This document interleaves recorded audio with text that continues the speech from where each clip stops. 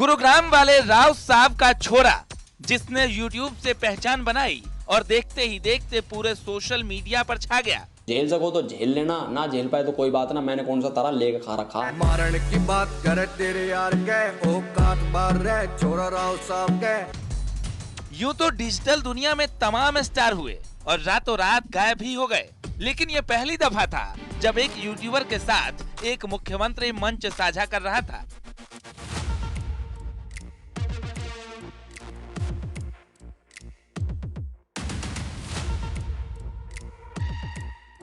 इन तस्वीरों के बाद एल्विश के कद का अंदाजा आप लगा सकते हैं, लेकिन ठहरिए और सच को देखिए, सुनिए और परखिए।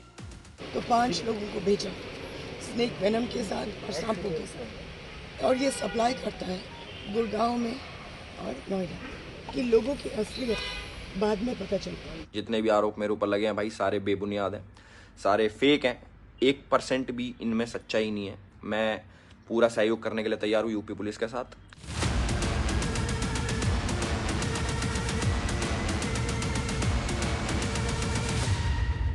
यानी सपेरों की दुनिया का जिसे सरदार बताया गया, रेप पार्टी के नाम पर स्नेक वेनम बेचने के जिस पर आरोप लगे, क्या सच में वो यूथ आइकन हो सकता है? जो एल्विश भाई के करते हो वहाँ कैसे ले आते हो फिर? वहाँ पे क्या है, उनका प्रोग्राम रहता है फॉरेनर टाइप का। अच्छा, तो जो उनका बुक करता है ना, उनकी ही हेडिंग रहती है हमारी। भाई ऐसा है ना, वो फिर आदमी बड़े आदमी भी तो है ना एल्विश। एल्विश सफाई दे रहा है, पुलिस जांच कर रही है, लेकिन सच क्या है?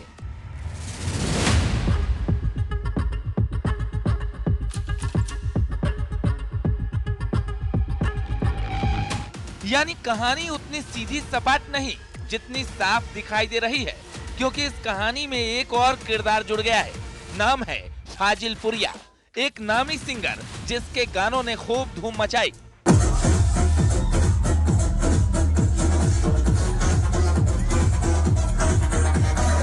आज के व्यक्ति विशेष में बात आज इन्हीं दो किरदारों की, जिसका सेंटर है एल्विश यादव और उसका सर्पलोक।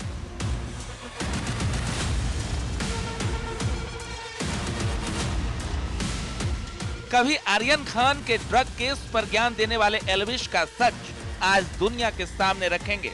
बताएंगे इस केस से जुड़ी हर कहानी अगले 20 मिनट में। बने रहिए न्यूज़ 18 के साथ।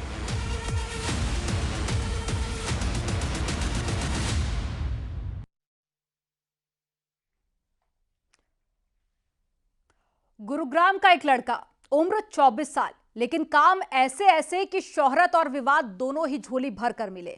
यूं तो एक यूट्यूबर है, लेकिन उसकी फैन फॉलोइंग ऐसी कि सलमान भी टकराए तो लाखों फॉलोअर खूब बैठे। कद ऐसा कि मुख्यमंत्री भी उसके साथ में मंच साझा करते दिखे, लेकिन कारनामे ऐसे कि सुनकर शर्म से सिर झुक जाए। नमस्कार, मैं हूं आपके साथ में अमनदीप और आप देख रहे हैं हमारा खास शो व्यक्ति विशेष, जिसमें आज बात हो रही है यूट्यूबर एल्विश यादव की। एल्विश की ताजा कहानी से तो आप वाकिफ ही होंगे। आरोप और सच्चाई सामने आएगी, लेकिन सबसे पहले समझिए कि किस तरह इस नेक्सस को ऑपरेट किया जा रहा था। तो सबसे पहले नाम आपको बताते हैं। देखिए, नाम से आप वाकिफ होंगे, एल्विश यादव, और इसे ही स्नेक वेमन का गैंग सरगना माना जा रहा है। और ऐसे में देखिए कई आरोप निकलकर सामने आए। अब आप ग्राफिक्स के जरिए आप समझिए। देखिए, ये आरोपी नाम है एल्विश यादव, जिसे आरोपी बनाया गया, और उसके बाद में राहुल यादव, इस व्यक्ति का भी अब पुलिस जिक्र कर रही है, जो कि एजेंट है, और साथ ही ये एल्विश के नीचे काम करता है। और साथ ही अब आप ये देखिए, ये सपेरे, और ये सपेरे जो कि सांपों का इंतजाम किया करते थे, और साथ ही स्नेक बाइट और स्नेक वेमन के लिए, और इसके अंडर और सपेरे भी काम किया करते थे, ये इसका एजेंट। और साथ ही आपको बता दें कि इन्हीं में से कुछ सपेरों को पुलिस ने गिरफ्तार कर लिया। और फिर सबसे नीचे आते हैं वो लोग जो कि रेप पार्टियां कराते हैं, वो भी देखिए हम आपको बता रहे हैं किस तरह से ये पूरा नेक्सस काम करता था, उसको आप समझ सकते हैं। तो कुछ इस तरह से ये पूरा गैंग ऑपरेट होता था। ऐसे में तमाम गंभीर आरोप भी लगे हैं। अब आपको एल्विश यादव और उसके एजेंट से जुड़ा एक नया ऑडियो सुनाते हैं, जिसे सुनकर ये जो पूरी कहानी है वो पूरी क्लियर हो जाएगी और आप समझ पाएंगे कि आखिर कैसे ये पूरा नेक्सस काम करता था और किस तरह से रेप पार्टियों को कराया जाता था। तुमने जो एल्विश भाई के करते हो वहाँ कैसे ले आते हो फिर? वहां पे क्या है, उनका प्रोग्राम रहता है फॉरेनर टाइप का, अच्छा तो जो उनका बुक करता है ना, उनकी ही हेडिंग रहती है हमारी। भाई, ऐसा है ना, वो फिर आदमी, बड़े आदमी भी तो है ना एल्विश भाई, हाँ, बड़े उनके बड़े हाथ बड़े कौन आदमी डालेगा? उनका फिर कांटेक्ट भी तो देखो ना कितना वो है भी है। हाँ।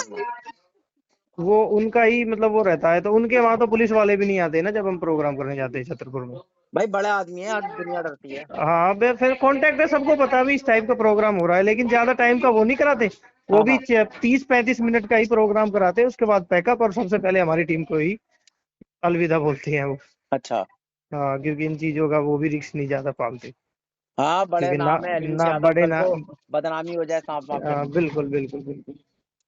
आप मेरे को ना एक आध उनकी भी भेज देना, वो एल्विश भाई वाली जो आपने वो करा होगा ना शो, वो तो हाँ, क्योंकि आपने बहुत बढ़िया करा होगा। वो प्रोग्राम तो मैंने किया था, लेकिन मैं बंदों को छोड़ के वापस आ गया था। वहां पे फॉरेनर ही थे सारे। अच्छा वो किसी फॉरेनर की बर्थडे पार्टी थी वो भी। अच्छा। तो ये नोएडा में थी उनकी एल्विश भाई की पार्टी? नहीं नहीं, छतरपुर फार्म हाउस।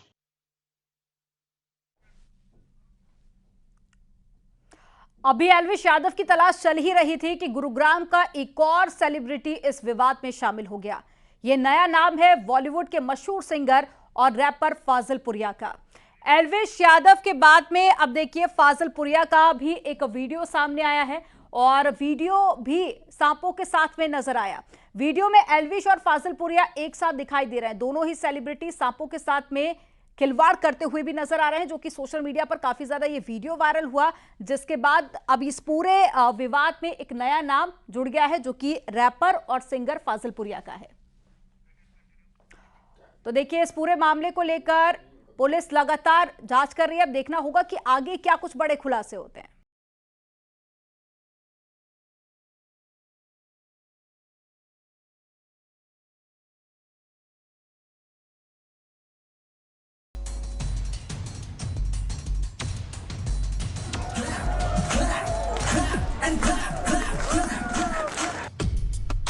यूट्यूबर्स की दुनिया में एल्विश वो नाम था जिसे सोशल मीडिया का दबंग कहें तो गलत नहीं होगा।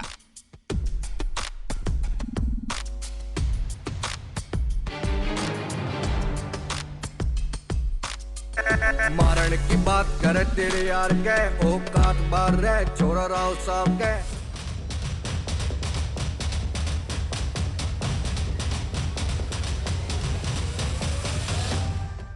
यही एल्विश कभी दूसरे यूट्यूबर्स को टारगेट करता था, उन्हें एक्सपोज करता था, रोस्ट करता था, और उसके इसी अंदाज ने उसे पहचान दिलाई। लेकिन खेल बदलते वक्त नहीं लगा। आज खुद एल्विश यादव एक्सपोज हो चुका है। टीआरपी बढ़ाने के लिए कुछ लोग कुछ भी कर सकते हैं, और एक दफा थोड़ी सी चस्का लग गई मशहूरता की, तो फिर वहाँ हेडलाइन में रहने के लिए कुछ भी करने के लिए। This is a grade 1 crime, 7 years in jail. It's a wildlife crime. Elvish खुद को यूट्यूब का डॉन समझता है। उसने एल्विश आर्मी बना रखी है, यानी ट्रोल्स की वो आर्मी जो विरोधी यूट्यूबर्स को पलक झपकते ही भागने पर मजबूर कर देते हैं।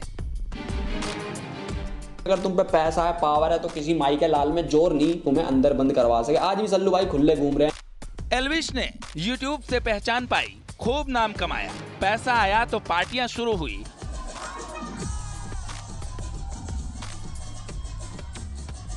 और इसी तरह की पार्टियों के दौरान उसके रिश्ते बने सपेरों से, या यूं कहें कि एल्विश खुद ही स्नेक वेनम के तस्करों को लीड करने लगा। ऐसा आरोप है मेनका गांधी और उनके एनजीओ का।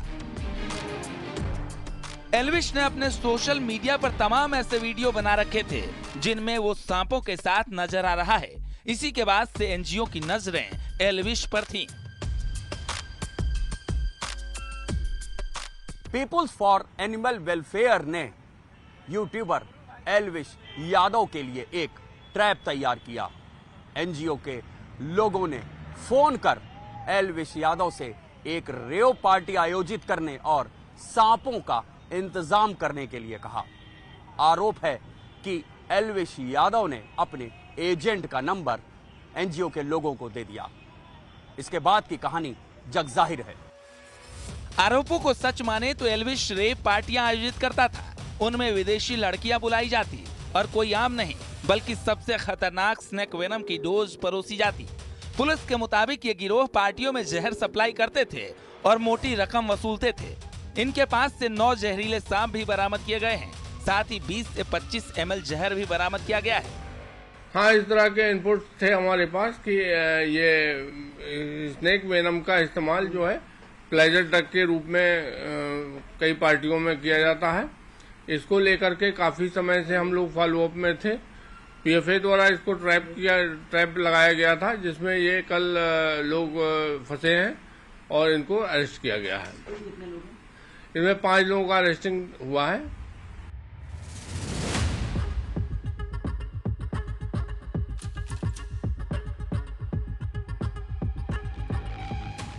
एक और एल्विश यादव पर गंभीर आरोप लग रहे हैं, तो वहीं दूसरी ओर एल्विश यादव खुद को बेगुनाह बता रहा है। यहां तक कि उसने मेनका गांधी पर मानहानि का केस करने की भी धमकी दी है।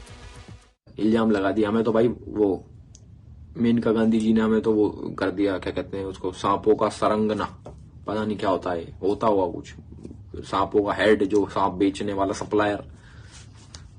एक डिफेमेशन केस आएगा भाई, ऐसे में नहीं छोड़ने वाला मैं, इतने हल्के में तो छोड़ता ही नहीं मैं। अब मैं हो गया एक्टिव इन चीजों में। पहले तो मैं सोचता था कि यार चलो ठीक है, नहीं कर दे करके छोड़ो, क्यों टाइम वेस्ट करें इन चीजों में। बट जब इमेज खराब होती है ना, बड़े गंदे तरीके वाली इमेज खराब हुई। इधर एल्विश की धमकी आई, उधर कुछ वक्त बाद ही कोटा से उसके पकड़े जाने की खबरें और तस्वीरें सामने आई। हालांकि बाद में कोटा पुलिस ने उन्हें छोड़ दिया।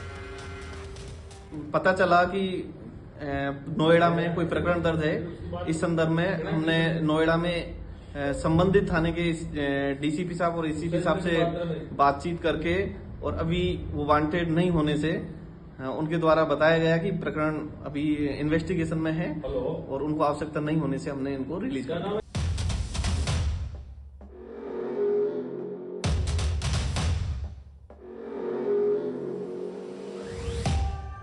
एल्विश के खिलाफ लगे आरोप बेहद संगीन हैं और केस की जांच यूपी की नोएडा पुलिस के हाथों में है। इतना तो साफ है कि अगर ये यूट्यूबर स्नेक वेनम सप्लाई में शामिल मिला तो बच निकलना बेहद मुश्किल होगा।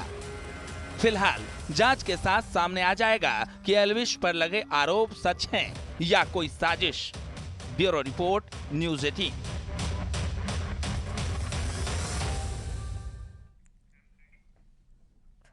भले ही स्नेक वेनम का इतना बड़ा मामला पहली बार सुर्खियों में आया हो, लेकिन सच तो यह है कि इस तरह के ड्रग्स की डिमांड खूब बड़ी है और यहां तक कि ये किसी सामान्य ड्रग के मुकाबले काफी ज्यादा महंगा भी होता है। और सामान्य ड्रग एक गोली जहां पर 2 से 5 हजार रुपए की मिलती है, तो इसकी जो एक गोली है वो 25 हजार रुपए की मिलती है। देखिए ये फर्क आपको बता रहे हैं सामान्य ड्रग के मुताबिक ये कितना महंगा होता है। और इसके अलावा आपको बता दें कि स्नेक वेनम की एक गोली की शुरुआत ही देखिए 25 हजार से होती है। तो फर्क आप खुद समझ सकते हैं कि ये कितना ज्यादा खतरनाक होता है। स्नेक ड्रग के 2 तरीके होते हैं, एक होता है स्नेक बाइट और दूसरा होता है गोली या फिर पाउडर के जरिए से लेना। और स्नेक वेनम में नशा करने का ये जो पहला तरीका है, इसमें सीधे सांप से डसवाया जाता है, हाथ पैर या फिर जीभ पर सांप से कटवाते हैं। हालांकि स्नेक बाइट खतरनाक तरीका एक होता है, ये देखिए आपको बता रहे हैं, ये बेहद खतरनाक तरीका है जिसके जरिए यहाँ पर नशा किया जाता है। इसीलिए नशेड़ी पहली बार में सीधे स्नेक बाइट नहीं लेते हैं। हालांकि स्नेक बाइट का जो नशा है वो करीब 15 से 20 दिन तक रहता है। और देखिए सामान्य के मुकाबले इसमें भी काफ़ी ज़्यादा फर्क है। इसमें टैबलेट या पाउडर के जरिए नशा करना होता है और पाउडर टैबलेट ड्रिंक से में डालकर ये ड्रग लिया जाता है, यानी कि टैबलेट को पहले पानी में मिलाया जाता है, उसके बाद में इसको पिया जाता है। स्नेक बाइट के मुकाबले स्नेक टैबलेट का जो नशा है वो थोड़ा सा कम होता है और जो इसका असर होता है वो करीब 7 से 10 दिन तक रहता है। तो देखिए क्या फ़र्क है दोनों में, ये आपको बता रहे हैं। और महंगा भी काफ़ी ज़्यादा होता है और अभी जो इसकी डिमांड है वो भी धीरे धीरे करके बहुत ज़्यादा बढ़ गई है। मजाक थोड़ी छोड़ सा बीमार बेटा हाथ लावेगा, सारा पछतावेगा, आंसू की पावेगा, सुन कान खोल के। एल्विश यादव के जहरीले सांपों के साथ तमाम वीडियो और फोटोज सोशल मीडिया पर मौजूद हैं, लेकिन अब आरोप लगा है कि वो रेव पार्टी कराता है जिसमें विदेशी महिलाएं भी शामिल होती हैं और इन पार्टियों में परोसा जाता है दुनिया का सबसे खतरनाक ड्रग। Snake venom. दरअसल रेव पार्टियों में सांप के जहर को ड्रग्स की तरह लिया जाता है। यही वजह है कि पिछले कुछ सालों से दिल्ली एनसीआर की रेव पार्टियों में सांप के जहर की डिमांड बढ़ी है।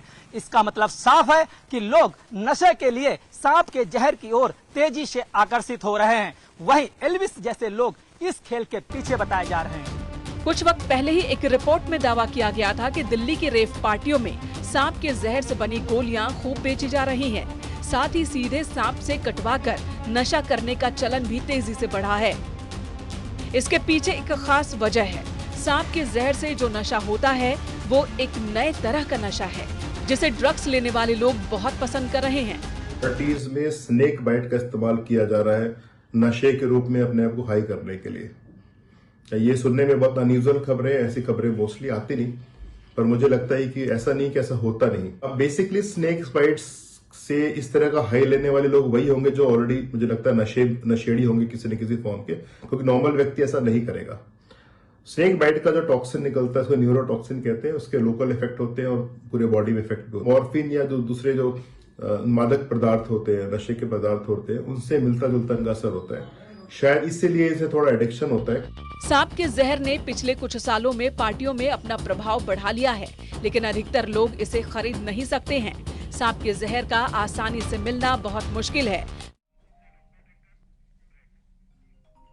और यहाँ पर वक्त हो गया एक छोटे से ब्रेक का। आप देखते रहिए न्यूज़ 18।